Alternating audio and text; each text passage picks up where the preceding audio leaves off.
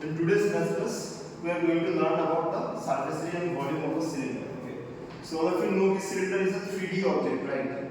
And it looks like exactly this bottle. So this bottle is a cylindrical shape. Now, for your better understanding, I have got a rectangular sheet of paper. All of you can check. Now, if I fold this rectangular sheet of paper, it will become a cylinder, right? It will be exactly a cylinder. Now you can check, in case of a cylinder, there are two type of parts. Like one is a carved part where my hand is, where my palm is there, okay, and you can check there are two another section that is a plain part, and you can call these two sections as a circular section. So basically we are getting two parts. If I draw a cylinder, and check, if I draw a cylinder, this shaded part will be the carved part, and there is two circular sections. This is a circular section. Okay. Now we will learn about the carved surface area. We will learn about total surface area, and we will learn about the formula of volume of a cylinder. How to find them. We will just not remember the formulas. We will try to understand the formulas by an activity.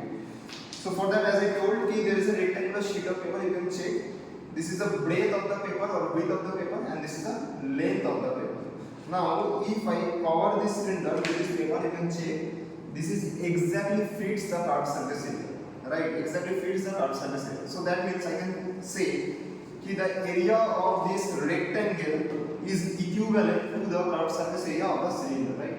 And also there is one more thing to notice, that is, you can check the perimeter or the circumference of this circle. The circumference of this circle is equivalent to the breadth of the paper, right? Now give me a second.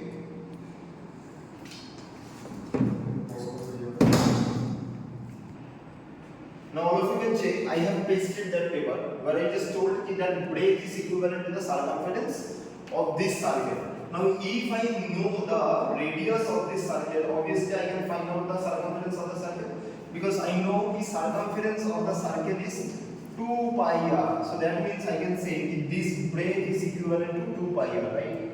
And this is the length of the rectangle, which is basically the height of the cylinder. So here I have written the L equals to H, because the length of the rectangle is equivalent to the height of the cylinder. Now you know the area of this red color paper is length into breadth, right? As I told this rectangular area of this rectangular paper is equivalent to the curved surface area of the cylinder. So the length is basically H. So this L can be replaced by H. And the breadth is basically the circumference of the circle. The circumference of the circle is 2 pi r. So that means the area or the curved surface area of a cylinder is 2 pi r h square unit. Okay, we are finding the area, so its unit is unit square or square unit. Okay. Now let's come to the total surface area. Now when we are dealing with the total surface area, we are in that case we are not just talking about the curved surface area, but also the area of the two circular sections. Okay, so here you can check. If I wrap this curved surface area of the cylinder, still two portions are left. These two are the circular portion, and we know the area of a circle is pi r square. So when I am talking about the total surface area, it means curved surface area plus two circular section area. So 2 into circular section area. Okay, curved surface area is 2 pi r h. And 2 into curved surface circuit area of the circle is 2 pi r square. So from here I can take 2 pi r common. So it will be r plus h.